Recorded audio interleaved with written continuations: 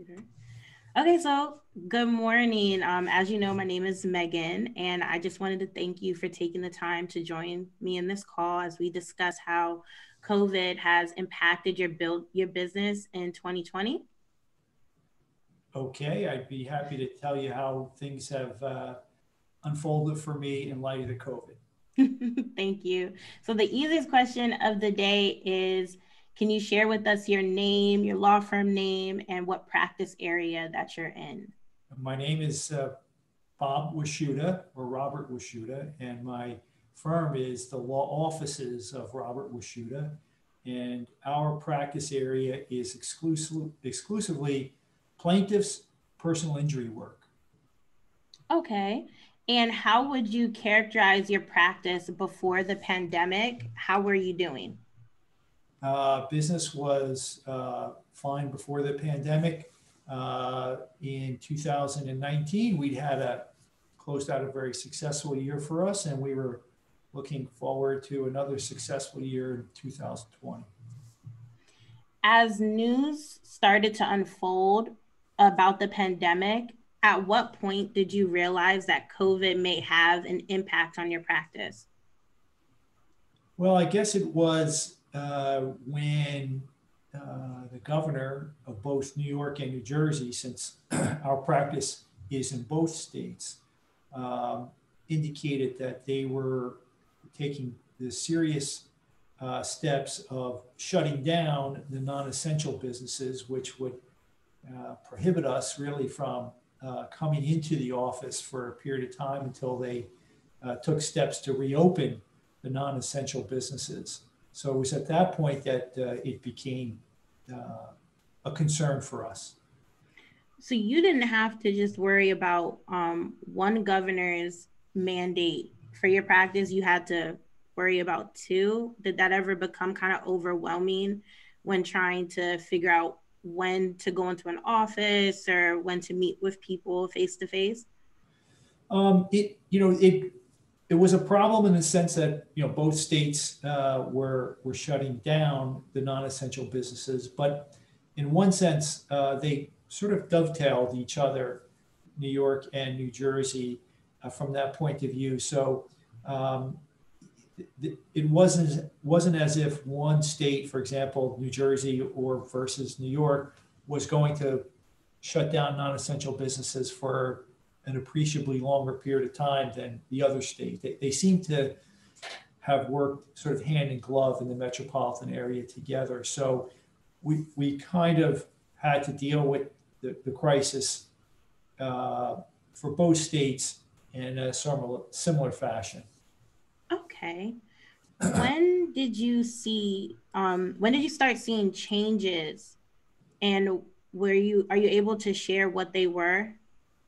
Yeah, the changes we encountered in my practice, which again is a personal injury practice, and it's a practice based primarily on individuals, exclusively on individuals being hurt or injured, and where we started to notice the impact was through the lockdown or shutdown of basically both states' population, because our cases are generated by folks being out and about, whether they are operating motor vehicles of any kind, or whether they are walking, whether they are in stores shopping, and whether they are using hospitals and doctors for injuries or care. All of that sort of generates persons who get injured through no fault of their own. And when that population is basically told to stay at home, then the volume of people actually being out and about and getting injured in various ways decreases. So that's sort of where we felt the impact. In other words, that the volume of the calls that we would normally be getting in years past uh, just naturally dwindled because of the volume. That makes sense because you kind of need people to Be out to and be out and about. yeah, I never thought of it that way. yes. How so many lawyers realized that they would have to pivot in the way that they worked? Did you? Yeah, we did. When we were locked down, of course, we had to work exclusively from home. So, in effect, we took a lot of our paper files and brought them literally to the house and worked on them from home until that period of time. And then as things lifted in terms of the non-essential businesses getting back into play, um, again, it became easier in a sense to get back into the office and to run the practice really from both home and in the office again. Okay, that's interesting. A lot of people did start taking their things with them. Many lawyers had to make changes in their marketing strategies. For example, traditional networking basically went out the window with social distancing. So, how have you changed your marketing strategy during 2020? What we haven't really changed it fundamentally in any material way. Uh, my practice is now in its 16th year. And of course, that has, in our practice, has always been a attorney referral and client referral business. So uh, luckily for our practice, those contacts and those folks over the years were still there. And that source of business, remained the same, albeit somewhat slower because, they were for example, other attorneys weren't getting, who may be in a different type of practice, commercial or something like that, who would occasionally get calls for accident cases. Their numbers of those kinds of calls were naturally dwindled too. So it sort of slowed in that sense, but there's been a steady stream of that work for us. So we really have sort of kept the same marketing focus. However, we have tried to bolster our online presence a little bit more, not in terms of any advertising directly for personal injury cases, but we've tried to bolster our website. We've tried to, make sure our LinkedIn community and presence was solidified and strengthened. So we've taken a couple of online type of steps to make sure that our Twitter account became a little more active and are reaching out. And we've made a little stronger effort with getting in touch with, in our sense, our referral base, which are clients and our attorneys, and reaching out to them and making sure that they know what's been going on with our practice, just to keep our name, in effect, in the back of their mind should they need a personal injury lawyer or know someone who would. Okay, good. So you pretty much took 2020 as the chance to um, just stay relevant with your current clients and the potential referrals that you could get from them. I think that's a fair way to say it. And yeah, so, and as I say, I think we've had, when we're looking back now in 2020, it's been a slower year for new cases, but it's, I think, percentage wise, if you look at the effect of the virus, I think it would be fair to say that it hasn't really fallen off to such a large degree that we would think that there's an issue there. Okay, that's good. That's good to hear.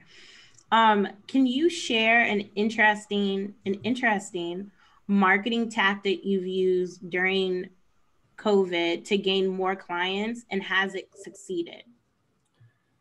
I guess one of the things we have done is to reach out directly to our clients with more of a newsletter type publication. that highlights some nuts and bolts issues that might confront their daily existence. Like, for example, what to do when purchasing auto insurance, or what to look for when you purchase auto insurance to make sure that you're not overpaying and that you're paying for something that protects you. So we've done that. And in fact, we have heard back from clients based on those types of either digital mailings or actual mailings in the traditional sense, and said, hey, we've got that, thank you for this, or an issue came up, I'd like to talk to you about it. So sort of our direct marketing, I think, back to our clients has borne some fruit in getting people thinking about us and contacting us again. Okay. That's good to know. You don't really hear a lot of people talk about newsletters that much, but newsletters hold a lot of power when it comes to marketing and actually reaching your target audience, because you're sending it to your target audience directly. And I think on that point, Meg, what we found to be of help, and maybe other lawyers would find it as well, is you've got to, we've been more successful when the newsletter has offered some advice as to help the client, not so much, hey, we've done great things in our practice this past year, look at the case results we've had, for example. It wasn't that. It was really designed in a way to help them with issues in their own lives, apart from what we do as lawyers, necessarily. And I think that resonates with someone. I think it reaches them in a way like, hey, this is information that I could use that is helpful to me dealing with whatever, issue that we were kind of put on the table at that time. So I think our focus was that way. Our focus was to get information out to them that would help them, not necessarily some information out there that was kind of advertising related, like, hey, you know what, remember us, and we're such a good lawyer for you, and we're still good, good lawyers, and that type of thing. Right. Okay. Is there anything that you tried during COVID that failed, or it just didn't work up to the expectations you had on it? I think we've been lucky in that sense that I'd say we haven't really, struck out in that sense. I don't have any, like, for example, we when COVID hit, we created some masks. And in fact, if I can just stand up, I will show you what we did on that front.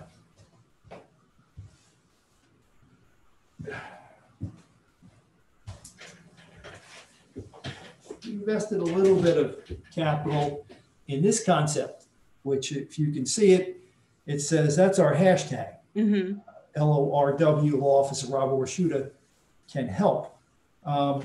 And we either sent those to some clients, or when we would meet with clients in the office when things sort of opened up again, we would give them some masks if they wanted them. Now, whether that has borne any fruit or not, or folks walking around see that and say, hey, what is that? Or who is that? Or what's that mean? I haven't, had a call or calls where people say, we saw your mask, mm-hmm. or we heard from a friend who had your mask, or an ex-client who had a mask, or now we have your mask, or something to that effect. So maybe that could be something that didn't bear any fruit, but I wouldn't really have any way to really track that in a right. firm way. I know when I first saw you with the mask, I thought that was such an ingenious idea, because everyone has to wear a mask now. There's no getting around it at all. You can't enter a building without having a mask on. You can't ride the subway without having a mask on. And I thought that's a wonderful conversation starter. Yeah. How did you even think about hashtagging yourself and developing masks for your company? Well, you know what? I have to tell you, it's not I can't take any credit for that. The credit goes to my partner, in our practice, I am partnered with my wife, Jeannie, and it was her thinking that, hey, when this first happened, this might be a smart idea for us to do and a helpful idea for people, something they really need. So it was, I'm not quite sure where she latched onto it, but when she raised it with me, I said, hey, yeah, that sounds like a really good idea. And I can tell you, when I wear that mask, the hashtag mask for our office, whether I'm on the subway or I'm standing in line for coffee at Starbucks, people will ask me, hey, what is that? Mm-hmm. What is, LORW can help? And then you tell them, I say, oh, and what can you help with? And then you tell them, listen, we're personal injury lawyers. Oh, really? Do you have a card? Blah, blah, blah. So it does actually get some conversations going. People are, curious about what it really means. Oh, kudos to Jeannie, because I tell so many people about your mask. I'm just like, I went to school for marketing and advertising. So I love seeing branding. When people brand themselves, I'm like, way to go. Way to do it, So Yeah. it tickles me when I see you in your mask. It really does. Yeah. Have you been able to use any of your COVID downtime to optimize your practice in any way?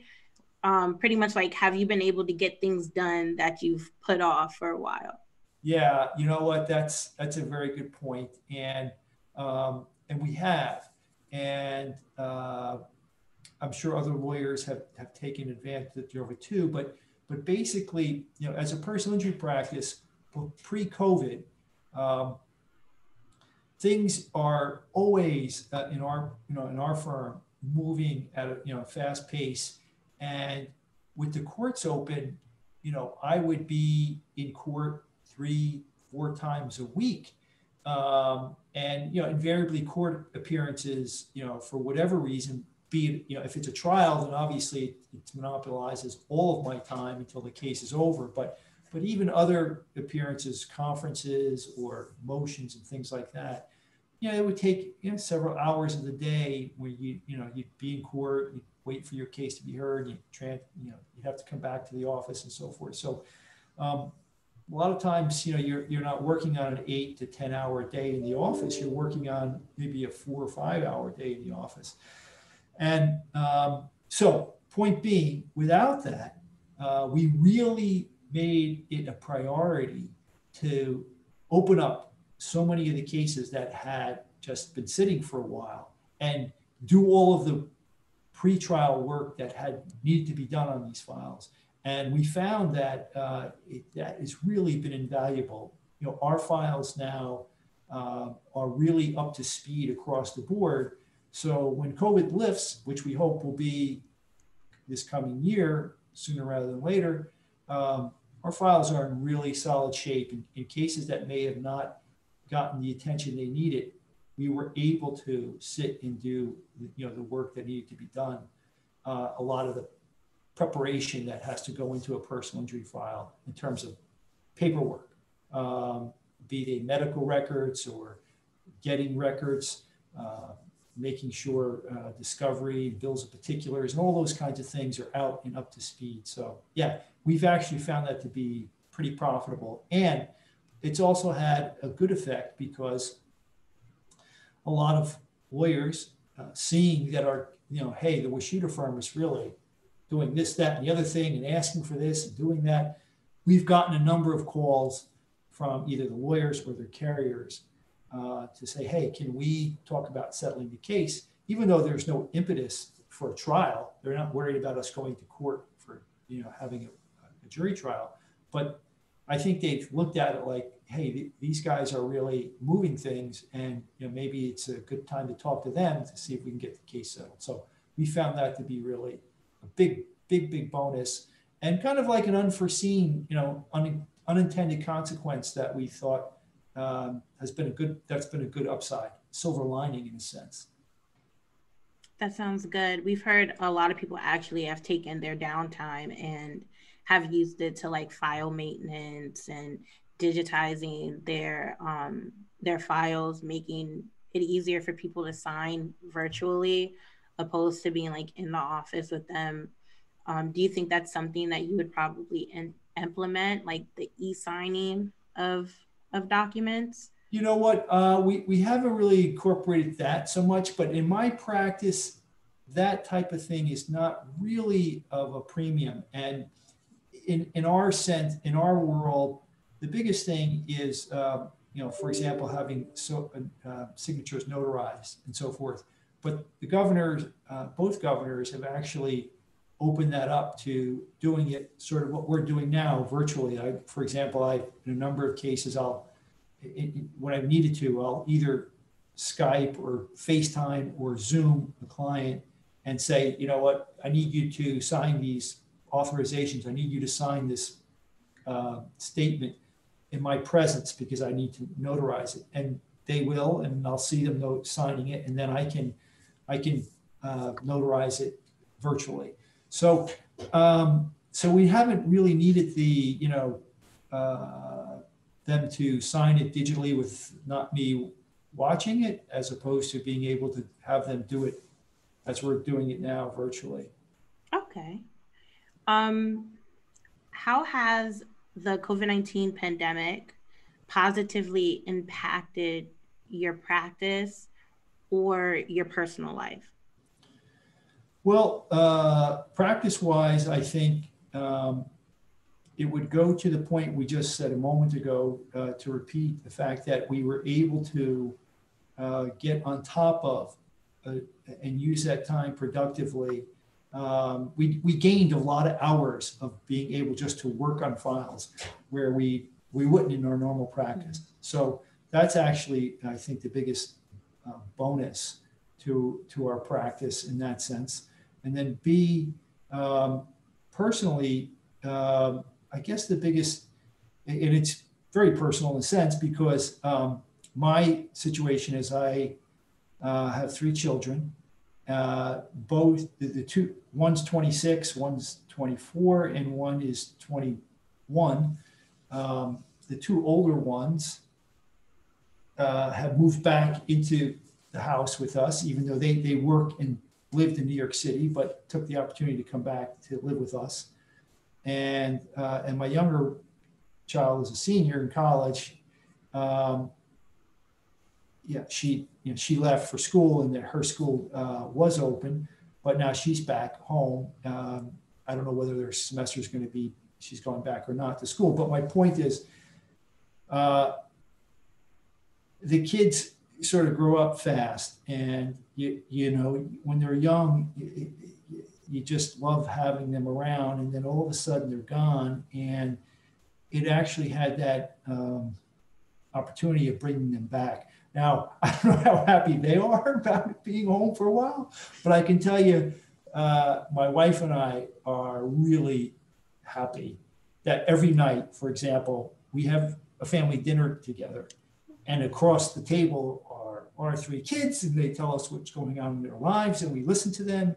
And we realize that, you know what, this is probably, but for some crazy development, will be the last time in our lives that we'll really be together as a family of 5 and have them at home, because they're rarely on the verge of having their own lives and having their own lives outside the house. So that is, to me, the best thing about COVID is really the fact that I jealously got to have my kids back in our lives on a daily basis, which I missed, after they left for college and went on with their lives. That part of it was really gone. That's so heartwarming, because I tell everybody that too. Like, quarantine was great for me because I got to spend time with my kid. So it's really nice to see that I'm not the only one who's like, no, like family time. It's so important, especially in today's social climate and just how everything is so fast paced. Being able to sit down with your family and just like breathe and talk, it's a lost art. It's amazing.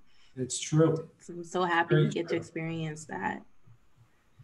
You've actually been one of the lawyers who have been coming into the office on a regular basis.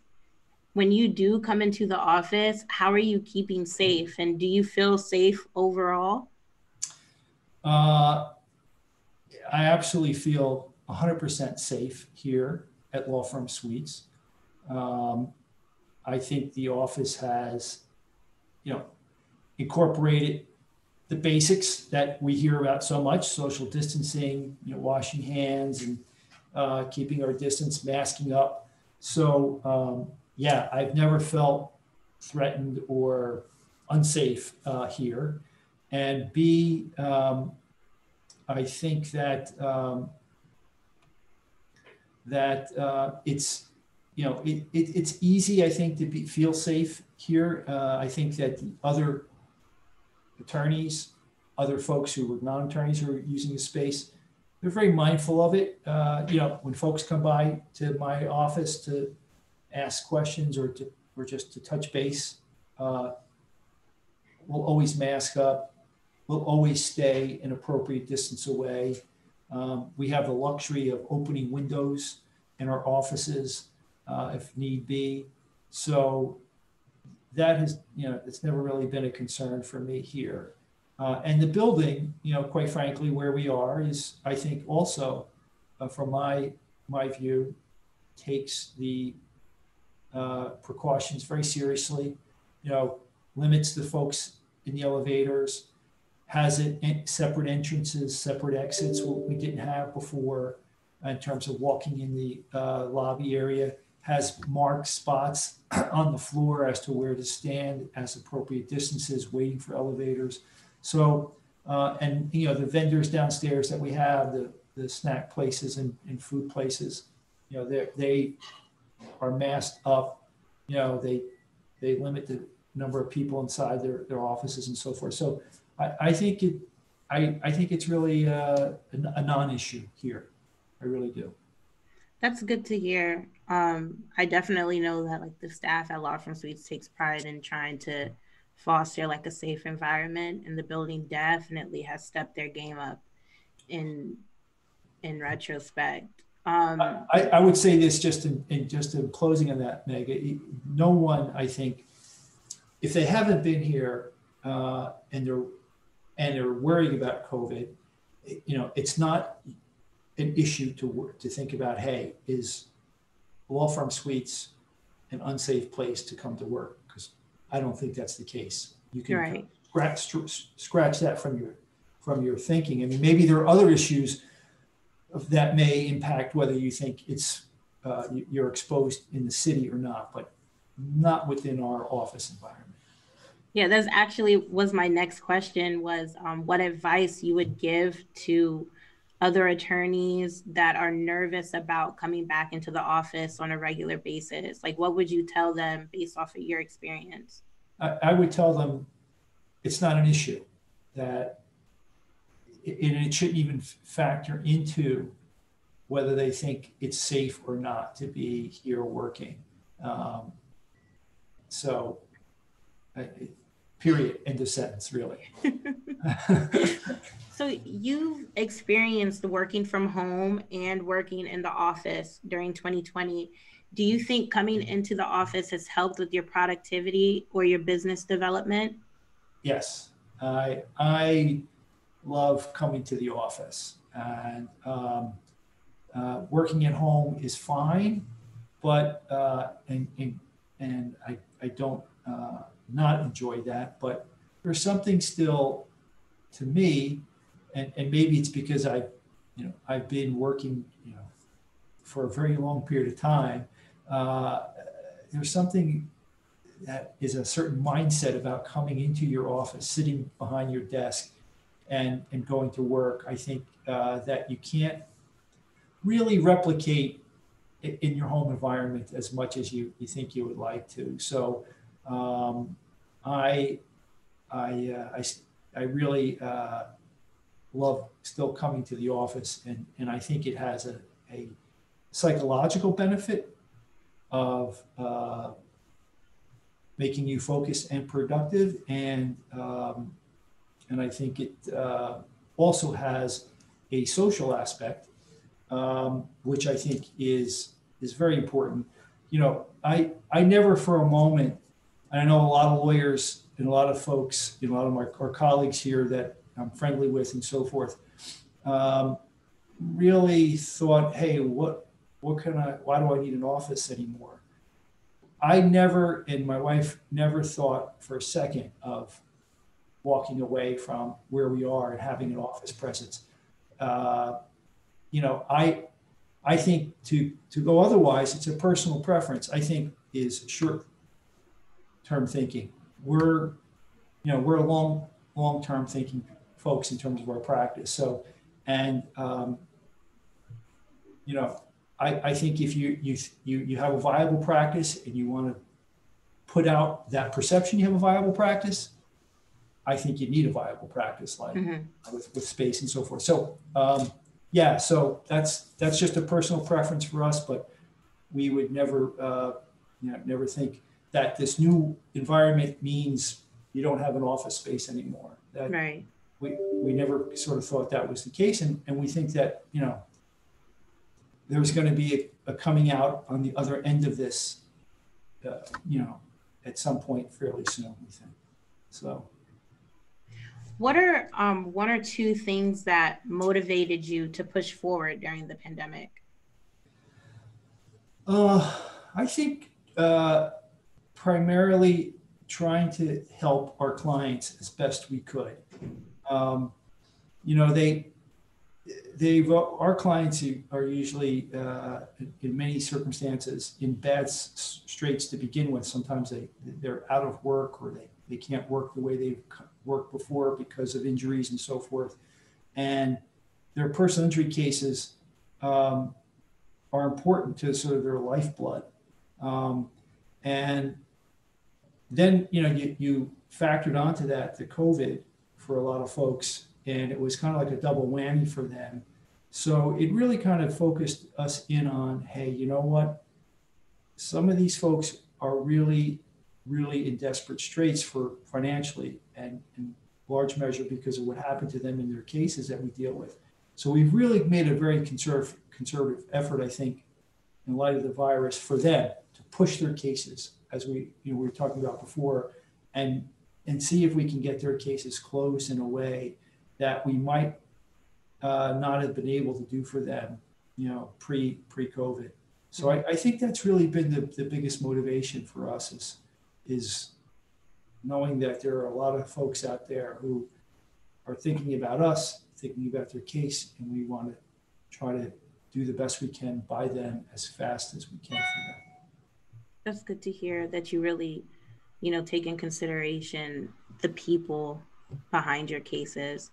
A lot of people don't really think about the people. Yeah. It's Yeah. just so fast paced life is, and it's just like, okay, well, I'm going through my own thing. They don't really think about, how their clients are being affected. So it's really good to hear. It's refreshing to hear that you actually took the time to think about your clients and their actual cases and getting them through, because it has been a hard time for so many people across the board. Exactly. We've always approached the practice of law as a noble one that is there to provide a real service for people who need it. And COVID has kind of focused or kind of highlighted even that kind of concern for us, and that kind of approach even to a larger degree, if that was even possible. But yeah, so. I'm curious to how you've stayed in touch with, or you've leaned on your attorney colleagues during the pandemic. This could be law firm suites members and non-law firm suites members. Yeah, you know what? As I say, we've tried to stay in touch with our colleagues, because our practice is so dependent upon our relationships.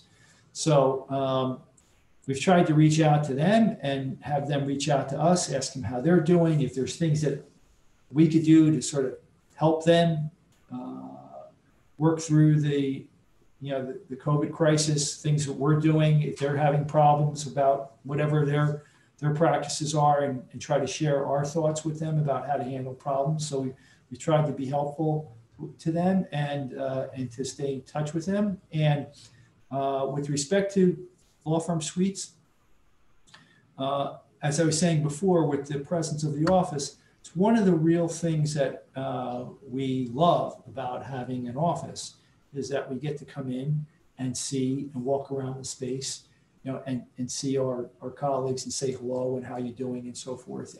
And for them to know we're here and they can come into our office and ask questions if they need it, and also to see them and see how they're doing. So, and we've made a point of trying to do that with the many relationships and colleagues we've had here. We've now been in law firm suites, I don't know, 10 years or probably more than that at this point. So the folks here there's been a number of folks here who have been here for a very long time. So we know them, and there's some folks who have now moved on to, with the virus or otherwise. So we try to keep in touch with them as well. But those sources are invaluable. They really are. We put a premium on nurturing that and being good friends and colleagues to our other attorneys. Can you share something funny or interesting that has happened to you in 2020 or in your business? Oh boy. You know what? I'm the wrong guy sometimes to ask about the funny things, although they do happen to me. I'm like the guy, who hears the funny joke and really loves it, and then wants to tell somebody 2 hours later about that joke I heard, and I can't pull it up. So, you know what? I'm going to pass on that now, Meg, but if something comes to me, I will get back on with us and shoot it to me. Yeah. What is your outlook on 2021? I know it's the end of the year and everyone is planning and setting their goals for next year. What do your goals look like? I think for us, 2021 is going to be a tough year in the sense that, as a personal injury practice that is geared toward a courtroom practice, I don't think there's going to be a lot of courtroom activity in 2021. I think that we'll probably start to come out of the virus in a meaningful way, and numbers of new cases, I think, will decrease. I think we'll have, I think folks will, I don't want to get too political, but I think with the new administration and a new emphasis on doing the right things, I think people will, and with the vaccine, the number of cases will decrease dramatically, and which will sort of get us going to the other side. But I still think in terms of a courtroom practice, there's going to be a period of time that, it's going to take for people to get comfortable, feel safe to be shoulder to shoulder with people in very close environments with lots of people. And that's what the courthouses are like, with juror summonses and so forth. So that aspect, I think, will still be pretty much what it was through 2020 from February onwards. But I still think that if we look at 2020, we were successful in being able to negotiate around that and get cases resolved for our clients in a way that's fair to them. And I think that's going to be pretty much what will happen in 2021 as well. It'll be a lot of trying to get cases resolved outside of the confines of the courtrooms. And then hopefully in 2022, we'll be back to where we were in 2019 before the pandemic really hit us. That's good to hear. I'm glad that you have high hopes for 2021 and that they're realistic and not and attainable. A lot of people set goals that drive them insane trying to reach, and they don't use, the logic behind certain things. And I just also want to thank you again for taking the time out to interview with me. This conversation was really informative. It was a really good conversation. You gave me a lot to go on, and I really appreciate that. Thank you, Meg. My pleasure. All right. Well, I hope you have a good day. And thanks again. Thank you. 100 times appreciate you. You bet. All right. Have a good day. Thank you.